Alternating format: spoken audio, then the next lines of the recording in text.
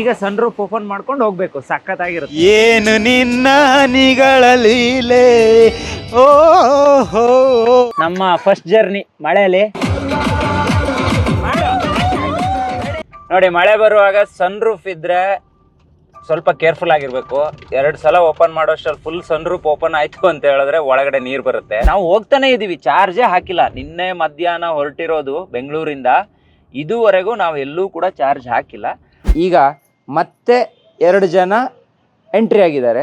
ಮತ್ತೆ ಅಗೈನ್ ನಾವು ಬರುವಾಗ 8 ಜನ ಇದ್ದೀವಿ. ಈಗ 10 ಜನ ಆಗುತ್ತೆ ಕಾರಲ್ಲಿ, ಮತ್ತು ಲೋಡ್ ಜಾಸ್ತಿ. ಸೊ ಇದು ಹಾಸನದಲ್ಲಿರುವಂಥ ರಂಗನಾಥ ಸ್ವಾಮಿ ದೇವಾಲಯ.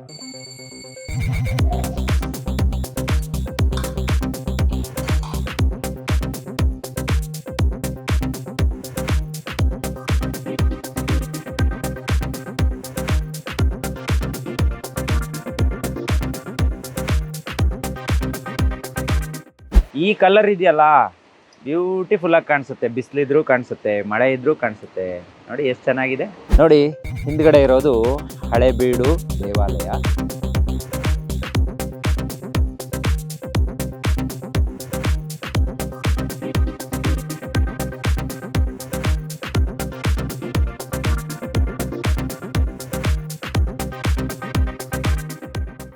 ಈಗ ರೇಂಜ್ ಆಲ್ರೆಡಿ 171 ಇದೆ. ಈಗ ನಾವು ಸೀಗೆ ಗುಡ್ಡಕ್ಕೆ ಹೋಗ್ತಿದೀವಿ. ನಾನಿನ್ನು ಈ ಕಾರ್ಗೆ ಚಾರ್ಜಿಂಗ್ ಸ್ಟೇಷನ್ಗೆ ಹೋಗಿ ಚಾರ್ಜ್ ಹಾಕಿಲ್ಲ, ಬಟ್ ಈ ಸಲ ಹಾಕ್ಲೇಬೇಕಾಗುತ್ತೆ. ಯಾಕಂದ್ರೆ ಇನ್ನೂ ನಾನು ತುಂಬಾ ಒಂದು 200 ಕಿಲೋಮೀಟರ್ ಜಾಸ್ತಿ ಓಡಾಡೋದಿದೆ.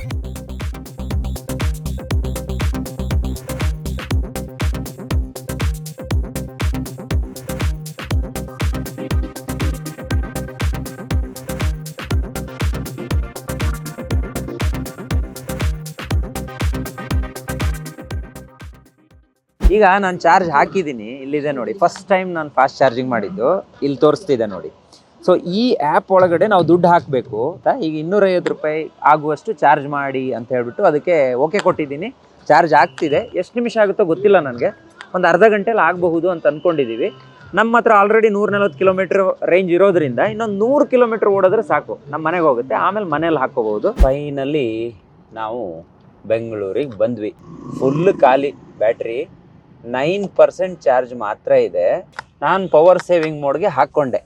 ಅದಾದ ನಂತರ ಎಷ್ಟು ಮೈಲೇಜ್ ಕೊಡ್ತು ಅಂದರೆ, ನಾನು ಎಷ್ಟು ಸ್ಲೋ ಬರ್ತೀನಿ ಅಷ್ಟು ಜಾಸ್ತಿ ಮೈಲೇಜ್ ಆಗ್ತಿದೆ. ಪ್ರಿಯ ವೀಕ್ಷಕರೇ ನಮಸ್ಕಾರ. ಕಾರ್ಯಕ್ರಮವನ್ನು ನೋಡಿ ಸುಮ್ಮನಾಗಬೇಡಿ, ನಮ್ಮ ವಾಹಿನಿಯನ್ನ ಸಬ್ಸ್ಕ್ರೈಬ್ ಮಾಡ್ಕೊಳ್ಳಿ. ನಮಸ್ಕಾರ. ಒಂದಿನ ಕಳೆದಿದೆ, ಡೇ 2. ಈಗ ಇವತ್ತು ಹಾಸನದಲ್ಲಿರುವಂಥ ರಂಗನಾಥ ಸ್ವಾಮಿ ದೇವಸ್ಥಾನಕ್ಕೆ ಹೋಗ್ತಾ ಇದ್ದೀವಿ. ಅಲ್ಲಿಗೆ ಇಲ್ಲಿಂದ ಬಹುಶಃ ಒಂದು 20-30 ಕಿಲೋಮೀಟರ್ ಆಗುತ್ತೆ. ನೋಡೋಣ, ಅಲ್ಲಿಗೆ ಹೋಗೋಣ. ನನಗನ್ಸೋ ಪ್ರಕಾರ ನಾವೆಲ್ಲೋ ಒಂದು ಕಡೆ ಚಾರ್ಜ್ ಹಾಕಬೇಕಾಗತ್ತೆ ಕಾರು. ಅದು ಎಷ್ಟು ಓಡುತ್ತೋ ಓಡಲಿ, ನೋಡೋಣ. ಕರೆಕ್ಟಾಗಿ ಹೇಳ್ತಾರ ಮಹೇಂದ್ರದವರು, ಅಥವಾ ರಾಂಗಾಗಿ ಹೇಳಿದಾರಾ, ಅಥವಾ ನಮಗೆ ಸಿಗುವಂಥ ಮೈಲೇಜ್ ಕರೆಕ್ಟಾಗಿ ಸಿಗುತ್ತಾ, ನಾವು ಏನು ತಿಳ್ಕೊಬೋದು, ಏನು ತಿಳ್ಕೊಬೇಕು, ಅದನ್ನೆಲ್ಲ ಚರ್ಚೆ ಮಾಡೋಣ. ನಾವಿವತ್ತು ಎಲ್ಲ ರೆಡಿಯಾಗಿದ್ದೀವಿ. ಈಗ ಮತ್ತೆ 2 ಜನ ಎಂಟ್ರಿ ಆಗಿದ್ದಾರೆ. ಮತ್ತೆ ಅಗೈನ್ ನಾವು ಬರುವಾಗ 8 ಜನ ಇದ್ದೀವಿ. ಈಗ 10 ಜನ ಆಗುತ್ತೆ ಕಾರಲ್ಲಿ, ಮತ್ತು ಲೋಡ್ ಜಾಸ್ತಿ. ನೋಡಿ ಹೋಗೋ ಬನ್ನಿ. ನೋಡಿ ನಮ್ಮ ಕಾರಲ್ಲಿದೆ. ಸೊ ಇಲ್ಲಿ ನಿಲ್ಲಿಸಿದ್ದೀವಿ ಕಾರನ್ನು. ಸೇಫಾಗಿತ್ತು, ಚಾರ್ಜ್ ಹಾಕಿಲ್ಲ. 250-260 ಕಿಲೋಮೀಟ್ರ್ ಇನ್ನೂ ಇದೆ. ನೋಡೋಣ ಏನಾಗುತ್ತೆ ಇವತ್ತು ಅಂತ.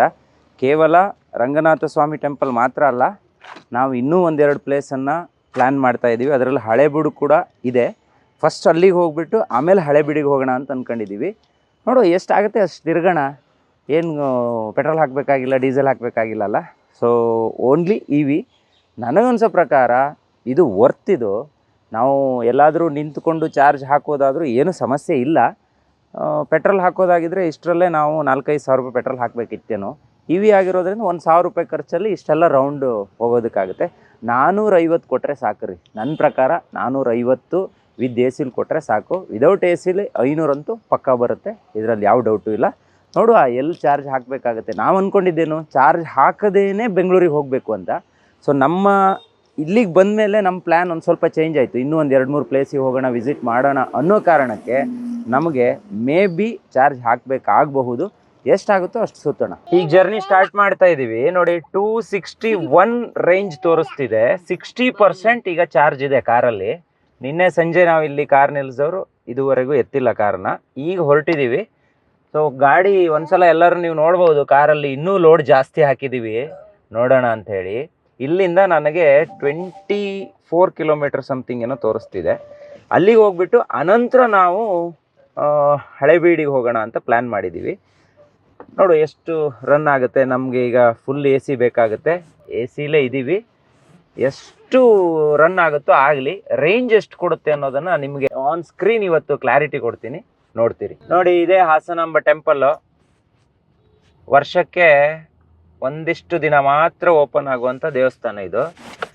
ನೀವು ಯಾರಾದರೂ ಹಾಸನಾಂಬ ದರ್ಶನ ಮಾಡಿಲ್ಲ ಅಂದರೆ ಒಂದು ಸಲ ಮಾಡಿ. ತುಂಬ ರಶ್ ಇರುತ್ತೆ, ಲೈನ್ ಇರುತ್ತೆ, ಅದನ್ನೆಲ್ಲ ಸಹಿಸ್ಕೊಂಡು ನೀವು ದರ್ಶನ ಮಾಡಬೇಕು. ಇಂತಿಷ್ಟೇ ದಿನ ಓಪನ್ ಆಗೋದು. ಪ್ರತಿ ವರ್ಷ ಓಪನ್ ಆಗುವಾಗ ಅಲ್ಲಿ ದೀಪ ಹಚ್ಚಿರೋದು, ಹೋದ ವರ್ಷ ಹಚ್ಚಿರೋ ದೀಪ, ಅನ್ನ ಇಟ್ಟಿರೋದು ಎಲ್ಲವೂ ಹಾಗೇ ಇರುತ್ತೆ. ಯಾವುದು ನಂದಿ ಹೋಗಲ್ಲ, ಹಾಳಾಗಲ್ಲ, ಈ ಥರ ಒಂದು ಪ್ರತೀತಿ ಇದೆ. ಹಾಸನಾಂಬ ಸಿಕ್ಕಾಪಟ್ಟೆ ಪವರ್ಫುಲ್ ಟೆಂಪಲ್ಲು. ಒಂದ್ಸಲ ಬನ್ನಿ, ಹಾಸನಕ್ಕೆ ಬಂದವರು ನೆಕ್ಸ್ಟ್ ಟೈಮ್ ಯಾವಾಗಾದ್ರೂ ಹಾಸನಕ್ಕೆ ಬರಬೇಕು ಅನ್ನೋರಿದ್ದರೆ ಹಾಸನಾಂಬ ಟೆಂಪಲ್ ಓಪನಿಂಗ್ ಆಗುವಂಥ ದಿನದ ಟೈಮಲ್ಲೇ ಬನ್ನಿ. ಸೊ ಓಪನ್ ಆಗಿ 15 ದಿನ ಇರುತ್ತವೆ. ಎಷ್ಟು ದಿನ ಇರುತ್ತೆ? 12, 15 ಆ ಥರ ಇರುತ್ತೆ. ಆ ಟೈಮಲ್ಲಿ ಬಂದರೆ ನಿಮ್ಗೆ ಒಳ್ಳೆ ದರ್ಶನ ಆಗುತ್ತೆ, ದೇವಿ ದರ್ಶನವನ್ನು ನೀವು ಮಾಡ್ಬೋದು. ಈಗ ನಾವು ರಂಗನಾಥ ಸ್ವಾಮಿ ದೇವಾಲಯದ ಮುಂಭಾಗ ಇದ್ದೀವಿ. ನೋಡಿ, ಇಲ್ಲಿ ಬರೋದಕ್ಕೇನು ಭಾಳ ಕಷ್ಟ ಇಲ್ಲ. ಹಾಸನ ಸಿಟಿಯಿಂದ ಒಂದು 24 ಕಿಲೋಮೀಟರ್ ಅಷ್ಟೇ. ಸಣ್ಣ ಕಿರಿದಾದ ರೋಡ್ ಸಿಗುತ್ತೆ ಒಳಗಡೆ. ಏನೋ ತಯಾರಿಗಳು ನಡೀತಾ ಇದೆ. ಈಗ ನೀವು ಏನು ನದಿ ನೋಡ್ತಾ ಇದ್ದೀರಿ, ಇಲ್ಲಿ ನೀರಿದೆಯಲ್ಲ, ಇದು ಗೋರೂರು ಡ್ಯಾಮ್ ಅಂತ ನಾವು ಲಾಸ್ಟ್ ಟೈಮ್ ತೋರಿಸಿದ್ದೀವಿ ಹೆಗ್ಗದ್ದೆ ಸ್ಟುಡಿಯೋದಲ್ಲಿ. ಆ ಗೋರೂರು ಡ್ಯಾಮ್ನ ಹಿಂಭಾಗ ಇದು. ಹೇಮಾವತಿ ಜಲಾಶಯದ ಹಿನ್ನೀರು ಅಂತಾನೂ ಕೂಡ ಇದನ್ನು ಕರೀತಾರೆ. ಇಲ್ಲಿ ಪೂಜೆ ನಡೀತಿದೆ ನೋಡಿ ದೇವರದ್ದು. ಈಗ ನಾವು ಹತ್ತುವಂಥ ಮೆಟ್ಲಿದೆಯಲ್ಲ, ಸರಿಸುಮಾರು ಒಂದು 50 ಮೆಟ್ಟಿಲನ್ನು ಹತ್ತಿ ದೇವಸ್ಥಾನದ ಒಳಭಾಗಕ್ಕೆ ಹೋಗಬೇಕು. ರಂಗನಾಥನ ದರ್ಶನ ನಿಮಗಾಗುತ್ತೆ. ಮಳೆಗಾಲದಲ್ಲಿ ಬಂದರೆ ಒಳ್ಳೆ ನೀರಿರುತ್ತೆ, ತುಂಬ ಚೆನ್ನಾಗಿರುತ್ತೆ, ಬ್ಯೂಟಿಫುಲ್ಲಾಗಿ ಕಾಣಿಸುತ್ತೆ. ಈಗ ನಾವು ಡ್ರೋನ್ ಶಾಟ್, ಇಲ್ಲಿ ನಾವು ಡ್ರೋನ್ ಫ್ಲೈ ಮಾಡಿದಾಗ ನಮಗೆ ಹೆಂಗೆ ಕಾಣಿಸ್ತಿದೆ ಅನ್ನೋದನ್ನು ನೀವೀಗ ನೋಡ್ತಾ ಇರಬಹುದು. ಸೊ ಇದು ಹಾಸನದಲ್ಲಿರುವಂಥ ರಂಗನಾಥ ಸ್ವಾಮಿ ದೇವಾಲಯ.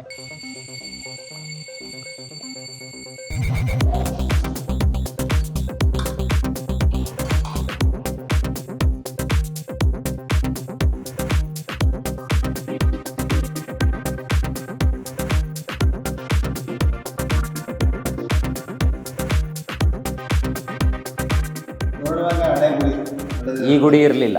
2021 ಅರ್ಥ ಮಾಡಿರೋದಿಲ್ಲ. ಹಾಂ ಹಾಂ. ಆಗ ನಮ್ಮ ಅಜ್ಜಿನ ಕಾಲದಲ್ಲಿ ಇತ್ತಲ್ಲ, ನಾನು ಚೇಂಜ್ ಮಾಡಿ ಈಗ ಬೇರೆ ಮಾಡಿದ್ವಿ. ಇಲ್ಲಿಗೆ ಬರ್ತಾ ಇರ್ತಾರ ಜನಗಳು ತುಂಬ. ಹಾಂ ಹಾಂ. ಮಳೆಗಾಲದಲ್ಲಿ ಚೆನ್ನಾಗಿರುತ್ತಾ ಅಂತಲ್ಲ? ಮಳೆಗಾಲದಲ್ಲಿ ಚೆನ್ನಾಗಿತ್ತು. ನೀರು ತುಂಬ ಇದಾಗುತ್ತಾ ಇಲ್ಲಿ? ಹಾಂ. ಅಂದರೆ ಆ ಕಡೆ ಈ ಕಡೆ ಫುಲ್ ನೀರಾಗಿ ದಾರಿಗೆ ಏನು ತೊಂದರೆ ಆಗಲ್ಲ? ರೋಡ್ ಚೆನ್ನಾಗಿರುತ್ತೆ. ರೋಡಲ್ಲಿ ಬರ್ತಾರೆ. ಹಾಂ ಹಾಂ. ರೋಡ್ ಮುಚ್ಕೊಳ್ಳಲ್ಲ ಯಾವಾಗ. ರೋಡಲ್ಲಿ ಇರುತ್ತೆ. ಆಂಜನೇಯ ಸ್ವಾಮಿ ಪ್ರಸಾದ ನಿಮಗೆ ಸಿಗ್ತಾ ಇದೆ. ಹೌದಾ? ಓಕೆ. ಆಂಜನೇಯ ದೇವರು ನಿಮ್ಮ ಕಡೆ ಹೋಗಿದ್ದಲ್ಲ, ಆಂಜನೇಯ ದೇವ್ರ ಪೂಜೆ ಮಾಡಿಸಿದ್ದು. Thank you. ನಾವು ಬೆಂಗಳೂರಿಂದ ಬಂದ್ವಿ. ಅದೇ ಪುಣ್ಯ ಬೇಕು ಅಲ್ವಾ? ಪ್ರಸಾದ ಸಿಗ್ಬೇಕು. ಹೌದು. ಈಗ ನಾವು ರಂಗನಾಥ ಸ್ವಾಮಿ ದರ್ಶನ ಮುಗಿಸಿ ಇಲ್ಲಿಂದ ನಾನು ಹಳೇಬೀಡಿಗೆ ಲೊಕೇಶನ್ ಹಾಕಿದ್ದೀನಿ. ಹಳೇಬೀಡು ಲೊಕೇಶನ್ನು ಇಲ್ಲಿಂದ 52 ಕಿಲೋಮೀಟ್ರ್ ಇದೆ.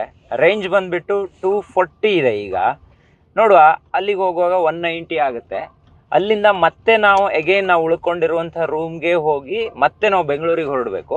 ಈಗ ಹಳೇಬೀಡು ಕಡೆ ಹೋಗೋಣ ಬನ್ನಿ. ಹಳೇಬೀಡಿನ ರೋಡಿನ ಮಧ್ಯೆ ನಾವು ಹೊಯ್ಸಳ ಫುಡ್ ಪಾರ್ಕಲ್ಲಿ ನಿಲ್ಲಿಸಿದ್ವಿ, ಊಟ ಮಾಡಿದ್ವಿ. ನೋಡಿ, ಮಳೆ ಬರ್ತಿದೆ. ನಮ್ಮ ಕಾರ್ಗೆ ಫಸ್ಟ್ ಮಳೆ ಇದು ನೋಡಿ. ವಾವ್, ಈ ಕಲರ್ ಇದೆಯಲ್ಲ, ಬ್ಯೂಟಿಫುಲ್ಲಾಗಿ ಕಾಣಿಸುತ್ತೆ. ಬಿಸಿಲಿದ್ರೂ ಕಾಣಿಸುತ್ತೆ, ಮಳೆ ಇದ್ರೂ ಕಾಣಿಸುತ್ತೆ. ನೋಡಿ ಎಷ್ಟು ಚೆನ್ನಾಗಿದೆ.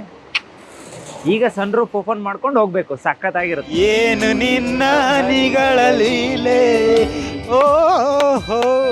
ನೋಡಿ, ಈಗ ಮಳೆ ಬರ್ತಿದೆ. ನಮ್ಮ ಫಸ್ಟ್ ಜರ್ನಿ ಮಳೆಯಲ್ಲಿ. ಎಸ್, ನೋಡಿ, ಮಳೆ ಬರುವಾಗ ಸನ್ ರೂಫ್ ಇದ್ದರೆ ಸ್ವಲ್ಪ ಕೇರ್ಫುಲ್ ಆಗಿರಬೇಕು.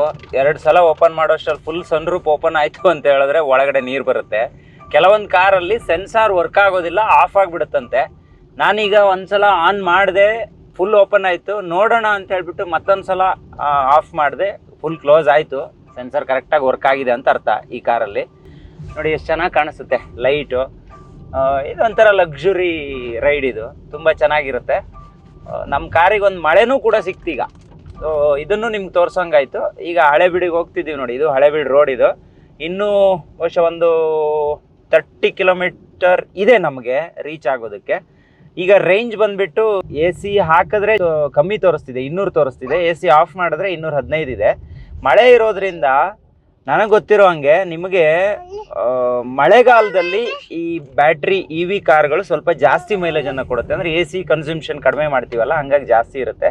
ಬೇಸಿಗೆ ಕಾಲದಲ್ಲಿ ಸ್ವಲ್ಪ ಕಡಿಮೆ ಆಗುತ್ತೆ ಅಂತ ತುಂಬ ಜನ ಹೇಳ್ತಾರೆ. ನೋಡುವ, ಈಗ ಬನ್ನಿ ಹಳೇಬೀಡಿಗೆ ಹೋಗೋಣ.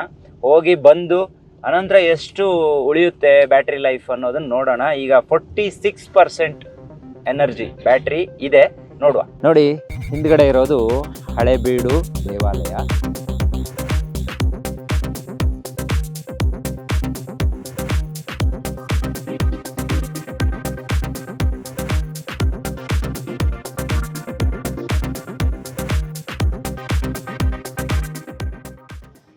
ಇದನ್ನು 190 ವರ್ಷಗಳ ಕಾಲ 4 ತಲೆಮಾರಿನವರು ಇದನ್ನು ಕೆತ್ತನೆ ಮಾಡ್ತಾರೆ. ಆದರೂ ಕೂಡ ಕಂಪ್ಲೀಟ್ ಆಗೋದಿಲ್ಲ. ನಮ್ಮ ಕರ್ನಾಟಕದಲ್ಲಿ ಇಂತಹ ದೇವಾಲಯಗಳು, ಶತಶತಮಾನಗಳ ಇತಿಹಾಸ ಇರುವಂಥ ದೇವಾಲಯಗಳನ್ನು ನಾವು ಕಣ್ತುಂಬಿಕೊಳ್ಳೋದಕ್ಕೆ ಸದಾ ಉತ್ಸುಕರಾಗಿದ್ದೀವಿ. ಜೊತೆಗೆ ನಾನಂತೂ ಪದೇ ಪದೇ ಇಂಥ ಪ್ಲೇಸ್ಗಳಿಗೆ ಬರ್ತಾ ಇರ್ತೀನಿ. ಹೊಸ ಕಾರ್ ತಗೊಂಡು ಇಲ್ಲಿವರೆಗೆ ಬಂದೆ. ಸೊ ಇವತ್ತು ಮತ್ತೊಮ್ಮೆ ಹಳೇಬೀಡನ್ನು ನೋಡುವಂಗಾಯಿತು. ಮಳೆ ಕೂಡ ಬಂತು, ತುಂಬ ಚೆನ್ನಾಗಿತ್ತು ಜರ್ನಿ. ನೋಡಿ, ಹಳೇಬೀಡಿಗೆ ನೀವು ಯಾವುದೇ ಭಾಷೆಯವರಾಗಿ, ಯಾವುದೇ ರಾಜ್ಯದವರಾಗಿ ಅಥವಾ ನಮ್ಮವರೇ ಕನ್ನಡಿಗರೇ ಆಗಲಿ, ಒಂದು ಸಲ ಹಳೇಬೀಡಿಗೆ ಬನ್ನಿ, ಹಳೇಬೀಡನ್ನು ಕಣ್ತುಂಬಿಕೊಳ್ಳಿ. ಇಲ್ಲಿಗೆ ಬಂದಾಗ ಒಂದೊಂದು ಶಿಲ್ಪಕಲೆ ಇದೆಯಲ್ಲ, ಹೊರಗಡೆ ಇರುವಂಥದ್ದು ಒಳಗಡೆ ಇರುವಂಥದ್ದು ಎರಡೂ ಕೂಡ ನೀವು ಆಳವಾಗಿ ನೋಡಿ ಅದನ್ನು ಕಣ್ತುಂಬಿಕೊಳ್ಳಿ. ಬರೀ ಫೋಟೋ ತೆಗೆಯೋದು ಮಾತ್ರ ಅಲ್ಲ, ಅದರ ಅಧ್ಯಯನವೂ ಕೂಡ ನಮಗೆ ಇದ್ದರೆ ಬಹಳ ಉತ್ತಮ ಆಗಿರುತ್ತೆ. ಸೊ ಬನ್ನಿ, ಈಗ ಮತ್ತೆ ಜರ್ನಿಯನ್ನು ಕಂಟಿನ್ಯೂ ಮಾಡೋಣ. ಈಗ ನಾವು ಹಳೇಬೀಡಿಂದ ನಾವು ಹಾಸನದಲ್ಲಿರುವಂಥ ರೂಮ್ಗೆ ಹೋಗೋಣ ಅಂತ ಹೊರಟ್ವಿ. ಆದರೆ ಹಳೇಬೀಡಿಂದ ಒಳಗಡೆ ಹೋಗ್ತಿರ್ಬೇಕಾದ್ರೆ ಸೀಗೆಗುಡ್ಡ ಅಂತ ಒಂದು ಪ್ಲೇಸ್ ಇದೆ. ನಾನು ಲಾಸ್ಟ್ ಟೈಮು ಹೆಗ್ಗದ್ದೆ ಸ್ಟುಡಿಯೋದಲ್ಲಿ ಅದರ ವಿಡಿಯೋನ ಮಾಡಿದ್ದೆ.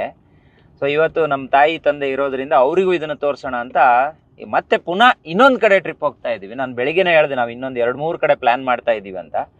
ಈಗ ರೇಂಜ್ ಆಲ್ರೆಡಿ 171 ಇದೆ. ನಮಗೆ ಹಾಸನಕ್ಕೆ ಹೋಗೋದಕ್ಕೆ ಇನ್ನೂ 15 ಕಿಲೋಮೀಟ್ರ್ ಇದೆ. ಈಗ ನಾವು ಸೀಗೆಗುಡ್ಡಕ್ಕೆ ಹೋಗ್ತಿದ್ದೀವಿ. ಅಲ್ಲಿ ಮೇಲ್ಗಡೆ ನಿಮ್ಗೆ ವಿಂಡ್ ಫ್ಯಾನ್ ಕಾಣಿಸ್ತಿದೆಯಲ್ಲ, ಆ ಪ್ಲೇಸ್ಗೆ ಹೋಗ್ತಾ ಇದ್ದೀವಿ. ಮತ್ತು ಅಗೇನ್ ಒಂದು 10-20 ಕಿಲೋಮೀಟ್ರ್ ಜಾಸ್ತಿನೇ ಆಗುತ್ತೆ. ಈಗ ಓಡಿಸೋಣ, ನೋಡುವ ಇನ್ನೂ ಎಷ್ಟು ಇದು ಮೈಲೇಜ್ ಕೊಡುತ್ತೆ. ನಾವು ಹೋಗ್ತಾನೆ ಇದ್ದೀವಿ, ಚಾರ್ಜೇ ಹಾಕಿಲ್ಲ. ನಿನ್ನೆ ಮಧ್ಯಾಹ್ನ ಹೊರಟಿರೋದು ಬೆಂಗಳೂರಿಂದ, ಇದುವರೆಗೂ ನಾವು ಎಲ್ಲೂ ಕೂಡ ಚಾರ್ಜ್ ಹಾಕಿಲ್ಲ. ನೋಡುವ ಇನ್ನೂ ಹೋಗಿ ಹೋಗಿ ಎಲ್ಲಿವರೆಗೆ ಹೋಗುತ್ತೆ ನೋಡೋಣ. ಕೊನೇ ಪಕ್ಷ ಬೆಂಗಳೂರಿಗೆ ಹೋಗುವಾಗ ನಮಗೆ ಚಾರ್ಜ್ ಹಾಕಬೇಕು ಅಂದ್ರೂ ಟೆನ್ಷನ್ ಇಲ್ಲ. ಹಾಸನ್ ಟು ಬ್ಯಾಂಗ್ಳೂರು ರೋಡಲ್ಲಿ ಎಲ್ಲ ಕಡೆನೂ EV ಚಾರ್ಜಿಂಗ್ ಸ್ಟೇಷನ್ಸ್ಗಳಿದೆ.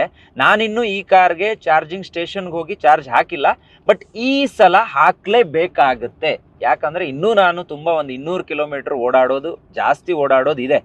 ಹಾಸನದಿಂದ ಬೆಂಗಳೂರಿಗೆ 170 ಕಿಲೋಮೀಟ್ರ್ ಇರೋದ್ರಿಂದ ನಮಗೆ ಚಾರ್ಜ್ ಹಾಕಲೇಬೇಕಾಗುತ್ತೆ. ಈಗ 168ಅಲ್ಲಿದೆ. ನೋಡೋಣ, ಸೀಗೆಗುಡ್ಡಕ್ಕೆ ಹೋಗಿ ಆ ಪ್ಲೇಸನ್ನು ಕೂಡ ಒಂದು ಗ್ಲಿಮ್ಸಲ್ಲಿ ನೀವು ನೋಡಿ, ಮತ್ತೆ ಅಗೈನ್ ಹಾಸನಕ್ಕೆ ಹೋಗ್ಬಿಟ್ಟು ಹಾಸನದಿಂದ ನೈಟ್ ನಾವು ಬೆಂಗಳೂರಿಗೆ ಹೋಗೋಣ. ನೋಡುವ.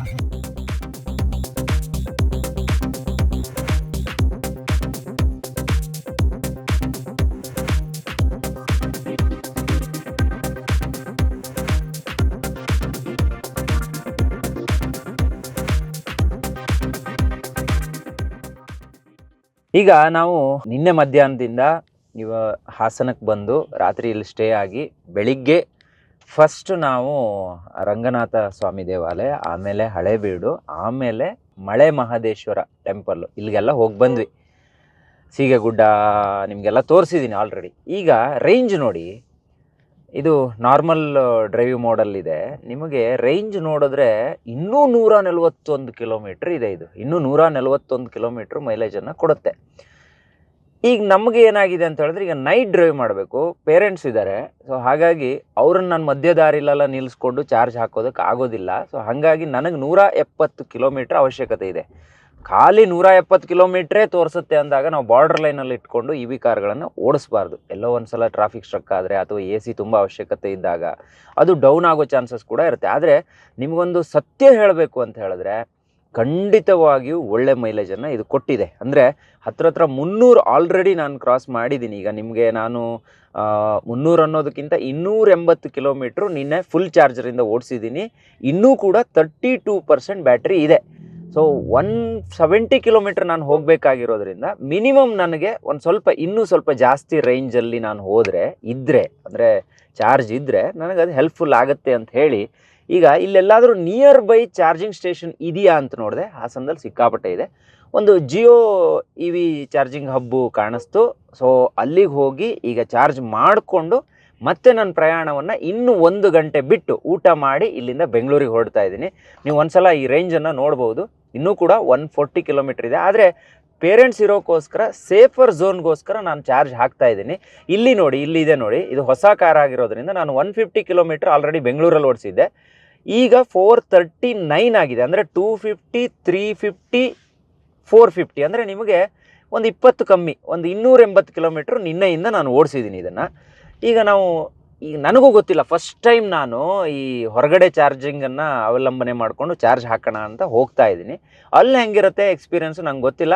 ಅದನ್ನು ಕೂಡ ಎಕ್ಸ್ಪೀರಿಯೆನ್ಸ್ ಈ ವಿಡಿಯೋದಲ್ಲೇ ಮಾಡಿ ತೋರಿಸ್ತೀನಿ. ಸ್ವಲ್ಪ ಲಾಂಗ್ ಆಗಿರ್ಬೋದು, ಆದರೂ ಖಂಡಿತವಾಗಿಯೂ ಮೈಲೇಜ್ ಅಂತೂ ಕೊಡ್ತಾ ಇದೆ.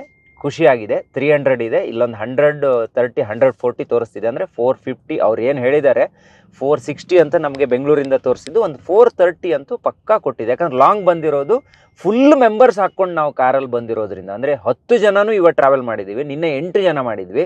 ಸೊ ಹಾಗಾಗಿ ಒಬ್ಬರೇ ಸಿಂಗಲಾಗಿ ಓಡಿಸಿದ್ರೆ ಇನ್ನೂ ಜಾಸ್ತಿ ಮೈಲೇಜನ್ನು ಕೊಡ್ಬೋದು. AC ಆಫ್ ಮಾಡಿದ್ರೆ ಇನ್ನೂ ಜಾಸ್ತಿ ಕೊಡುತ್ತೆ, ಅದಂತೂ ಪಕ್ಕ. ನಾನು AC ಆಫ್ ಮಾಡಿಲ್ಲ, ಸೊ ಈಗಲೂ ಆನಲ್ಲೇ ಇದೆ. ಸೊ ನೋಡೋಣ ಈಗ ಚಾರ್ಜಿಂಗ್ ಹೆಂಗೆ ಹಾಕ್ಕೊಂಡು ಇವತ್ತು ರಾತ್ರಿ ಮತ್ತೆ ಪ್ರಯಾಣ ಮುಂದುವರಿಸ್ತೀನಿ. ಎಲ್ಲಿದೆ? ಇಲ್ಲೆಲ್ಲೋ ನಿಯರ್ ಬೈ ಅಂತ ತೋರಿಸ್ತಿದೆ ನೋಡಿ. ಎಲ್ಲಿ ಅಂತ ಗೊತ್ತಿಲ್ಲ. ಲೊಕೇಶನ್ ಹಾಕ್ಕೊಂಡೆ, ನಿಯರ್ ಬೈ ಎಲ್ಲಿದೆ, EV ಹಬ್ ಅಂತ ಒಂದು ಆ್ಯಪ್ ಇದೆ, ಅದರಲ್ಲಿ ಹಾಕ್ಕೊಂಡೆ. ಈಗ ನೆಕ್ಸ್ಟು ಅದರಲ್ಲಿ ತುಂಬ ತೋರಿಸ್ತು. ಆಮೇಲೆ ಯಾವುದು ಅಂತ ನೋಡಿದೆ, ಇಲ್ಲೊಂದು ಇದೆ ಅಂತ ಕಾಣಿಸ್ತು, ಜಿಯೋದವ್ರದ್ದು ಅಂತ. ಆಮೇಲೆ ಗೊತ್ತಾಯಿತು, ಫ್ರೆಂಡ್ ಒಬ್ರಿಗೆ ಫೋನ್ ಮಾಡಿ ಕೇಳಿದೆ, ಇಲ್ಲ ಜಿಯೋದೊಂದು ಆ್ಯಪ್ ಬರುತ್ತೆ ಅದನ್ನು ಹಾಕ್ಕೊಳ್ಳಿ ಅಂತ ಹೇಳಿದ್ರು. ಅದನ್ನು ಹಾಕ್ಕೊಂಡೆ. ಈಗ ಹಾಕ್ಕೊಂಡು ಇಲ್ಲಿವರೆಗೆ ಬಂದಿದ್ದೀನಿ ನೋಡಿ. ಯಾವುದಿದು? ಇದೇ ಹೋಟೆಲ್ ಅನಿಸುತ್ತೆ. ಹಾಂ, ಮೈನ್ ರೋಡ್, ಹಾಸನ್ ಮೈನ್ ರೋಡಲ್ಲಿ ಹೋಟೆಲ್ ಇದೆಯಲ್ಲ, ಇದೇ ಹೋಟೆಲಲ್ಲಿ ಇರುವಂಥದ್ದು ಅನಿಸುತ್ತೆ. ಎಸ್, ಎಕ್ಸಾಕ್ಟ್ಲಿ ಇಲ್ಲೇ ಇದೆ. ನೋಡೋಣ. ಯಾವುದೋ ಒಂದು ಕಾರ್ ನಿಂತಿದೆ, ಮೇ ಬಿ. ಎಸ್, 2 ಗನ್ ಇದೆ. ಹೇಗೆ, ಏನು, ಎತ್ತ, ಏನು ಗೊತ್ತಿಲ್ಲ. ಆದರೂ ನೋಡೋಣ. ಇದೇ ಚಾರ್ಜಿಂಗ್ ಸ್ಟೇಷನ್. ಎಸ್, 1 ಗನ್ ಇದೆ. ನೋಡೋಣ. ಎಲ್ಲ ಕಡೆನೂ ಇದಾಗಬೇಕು, ಅದಾಗಲೇ ಚೆನ್ನಾಗಾಗುತ್ತೆ. ಈಗ ನಾನು ಚಾರ್ಜ್ ಹಾಕಿದ್ದೀನಿ. ಇಲ್ಲಿದೆ ನೋಡಿ, ಫಸ್ಟ್ ಟೈಮ್ ನಾನು ಫಾಸ್ಟ್ ಚಾರ್ಜಿಂಗ್ ಮಾಡಿದ್ದು. ಇಲ್ಲಿ ತೋರಿಸ್ತಿದೆ ನೋಡಿ. ಸೊ ಈ ಆ್ಯಪ್ ಒಳಗಡೆ ನಾವು ದುಡ್ಡು ಹಾಕಬೇಕು. ದುಡ್ಡು ಹಾಕಿ ನಾನೊಂದು 500 ರೂಪಾಯಿ ಹಾಕಿದೆ. ನನ್ನ ಫ್ರೆಂಡ್ ಹೇಳಿದ್ರು 250 ರೂಪಾಯಿದು ಚಾರ್ಜ್ ಮಾಡಿ ಅಂತ. ಈಗ 250 ರೂಪಾಯಿ ಆಗುವಷ್ಟು ಚಾರ್ಜ್ ಮಾಡಿ ಅಂತ ಹೇಳ್ಬಿಟ್ಟು ಅದಕ್ಕೆ ಓಕೆ ಕೊಟ್ಟಿದ್ದೀನಿ. ಚಾರ್ಜ್ ಆಗ್ತಿದೆ. ಎಷ್ಟು ನಿಮಿಷ ಆಗುತ್ತೋ ಗೊತ್ತಿಲ್ಲ ನನಗೆ. ಒಂದು ಅರ್ಧ ಗಂಟೆಲಿ ಆಗಬಹುದು ಅಂತ ಅಂದ್ಕೊಂಡಿದ್ದೀವಿ. ನಮ್ಮ ಹತ್ರ ಆಲ್ರೆಡಿ 140 ಕಿಲೋಮೀಟ್ರ್ ರೇಂಜ್ ಇರೋದ್ರಿಂದ ಇನ್ನೊಂದು 100 ಕಿಲೋಮೀಟ್ರ್ ಓಡಿದ್ರೆ ಸಾಕು, ನಮ್ಮ ಮನೆಗೆ ಹೋಗುತ್ತೆ. ಆಮೇಲೆ ಮನೇಲಿ ಹಾಕ್ಕೋಬಹುದು ನೋಡಿ. ಇದು ಭಾಳ ಈಸಿ ಇದೆ. ನಾನು ನೆಕ್ಸ್ಟ್ ವಿಡಿಯೋದಲ್ಲಿ ನಿಮಗೆ ಈ ಥರ ಚಾರ್ಜಿಂಗ್ ಸ್ಟೇಷನಿಗೆ ಬಂದಾಗ ಹೆಂಗೆ ಚಾರ್ಜ್ ಮಾಡೋದು ಅನ್ನೋದನ್ನು ಕೂಡ ಹೇಳ್ಕೊಡ್ತೀನಿ. ಯಾಕಂದರೆ ನಮ್ಮ ಕನ್ನಡಿಗರಿಗೆ, ಸುಮಾರು ಜನರಿಗೆ, ಅಂದರೆ ಈಗ ಕನ್ನಡಿಗರು ಅಂತಲ್ಲ, ಸುಮಾರು ಜನರಿಗೆ ಇದ್ರ ಬಗ್ಗೆ ಅಷ್ಟು ನಾಲೆಜ್ ಇರಲಿಕ್ಕಿಲ್ಲ ಅನಿಸುತ್ತೆ. ಇದ್ರ ಬಗ್ಗೆ ನಾಲೆಜನ್ನು ಕಂಪ್ಲೀಟಾಗಿ ಕೊಡ್ತೀನಿ. EV ಕಾರ್ ಬಗ್ಗೆನೇ ಸ್ಪೆಷಲ್ಲಾಗಿ ನಾಲೆಜನ್ನು ಕೊಡ್ತೀನಿ. ನಮ್ಮ ವಿಡಿಯೋನ ವಾಚ್ ಮಾಡ್ತಾ ಇರಿ. ಎಸ್, ಚಾರ್ಜ್ ಆಯಿತು. ಫಸ್ಟ್ ನಾನು 250 ರೂಪೀಸ್ ಹಾಕಿದೆ. ನಂಗೆ ಗೊತ್ತಿಲ್ಲ ಹೇಗೆ ಚಾರ್ಜ್ ಮಾಡೋದು, ಅದು ಹೇಗಾಗುತ್ತೆ ನೋಡೋಣ. ನನ್ನ ಫ್ರೆಂಡ್ ಹೇಳಿದಂಗೆ ಹಾಕಿದೆ. ಸೊ ಅಗೈನ್ ಅದು ನಂದು 140 ಇತ್ತು, ಒಂದು 200 ರೇಂಜ್ ತೋರಿಸ್ತು, ನಿಮಗೆ 200 ಹೋಗುತ್ತೆ ಅಂತ.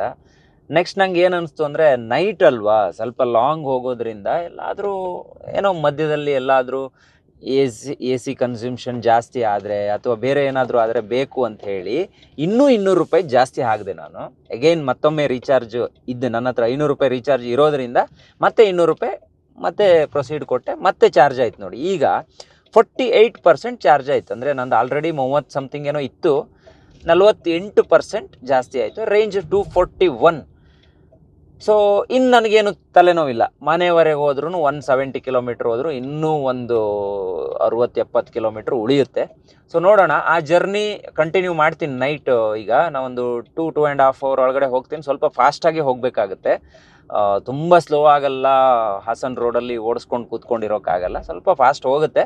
ನೋಡುವ, ಮುಂದೆ ನಾನು ಮನೆ ರೀಚ್ ಆದಾಗ ಅದ್ರ ಬಗ್ಗೆ ಒಂದು ಅಪ್ಡೇಟ್ ಕೊಡ್ತೀನಿ. ಬನ್ನಿ, ಈಗ ಊಟ ಮಾಡ್ಕೊಂಡು ನಮ್ಮ ಜರ್ನಿ ಸ್ಟಾರ್ಟ್ ಮಾಡ್ತೀವಿ. ಈಗ ಹಾಸನ್ ಸರ್ಕಲಲ್ಲಿ ಇದ್ದೀವಿ ನೋಡಿ, ಇಲ್ಲಿದೆ.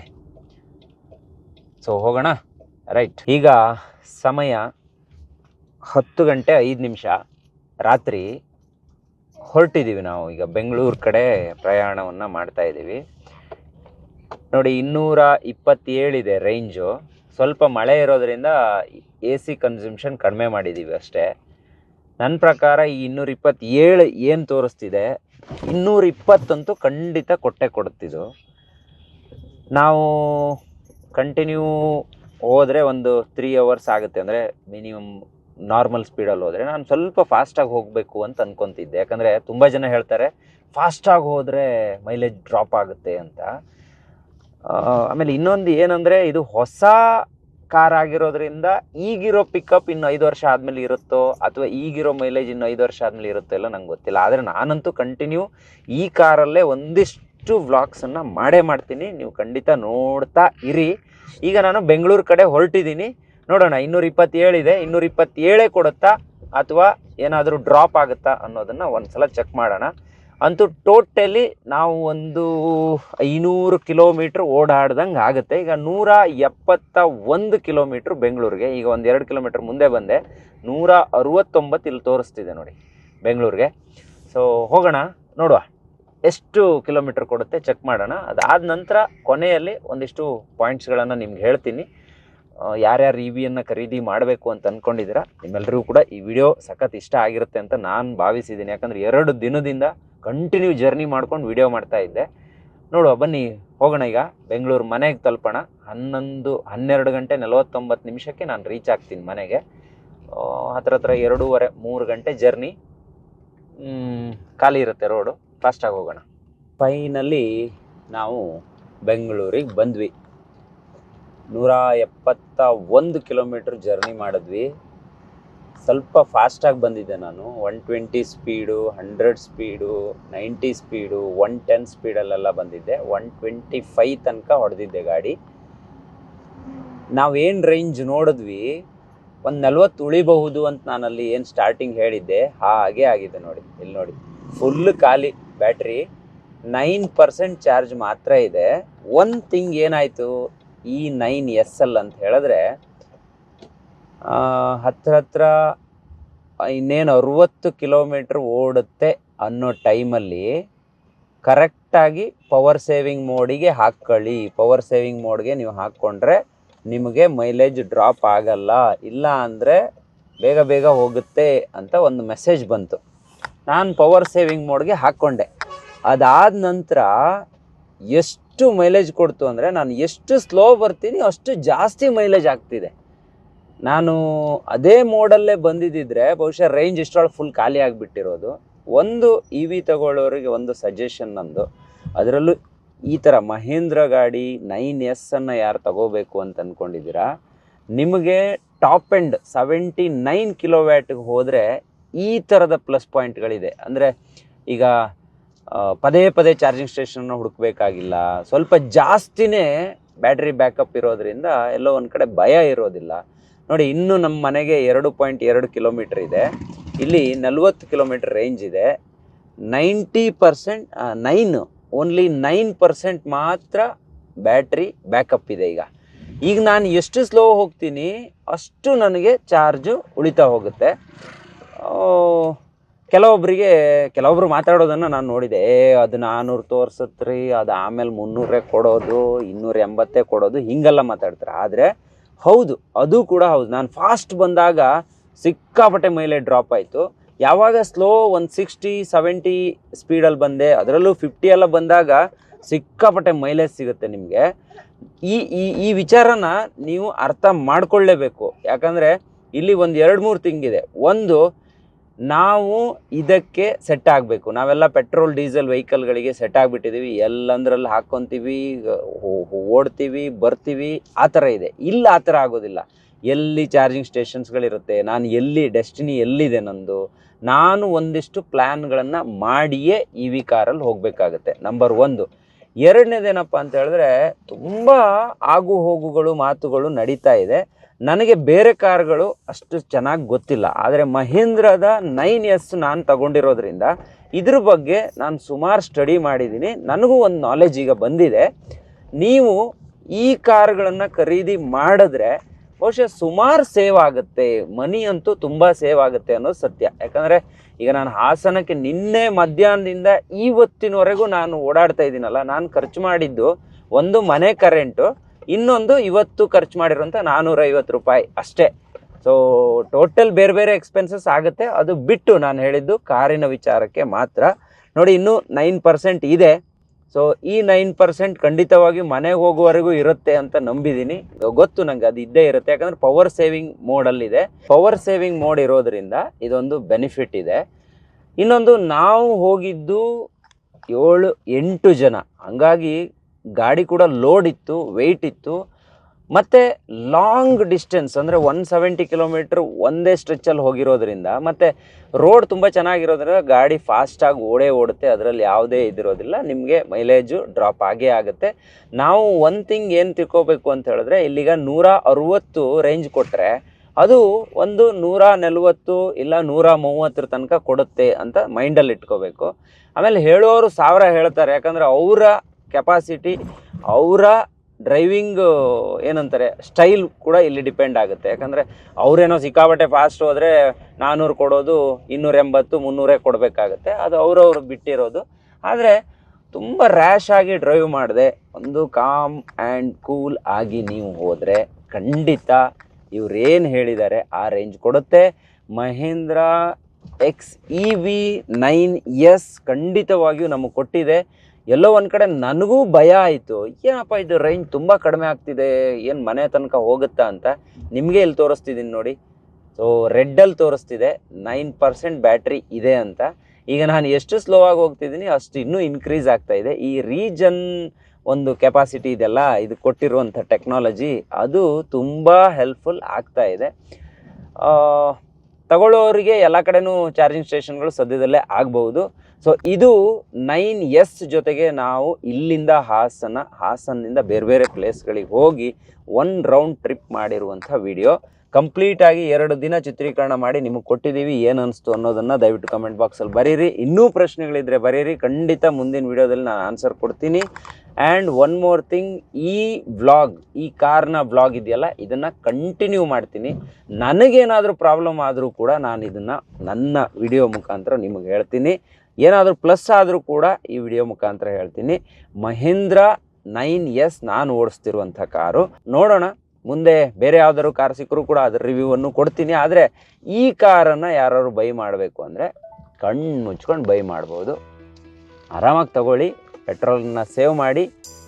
ಸೊ ಇಷ್ಟು ನಾನು ಹೇಳೋಕ್ಕೆ ಇಷ್ಟಪಡ್ತೀನಿ. ನೋಡಿ, ನಾವು ನಮ್ಮ ಮನೆ ಹತ್ರಕ್ಕೆ ಬಂದ್ವಿ. Thank you so much.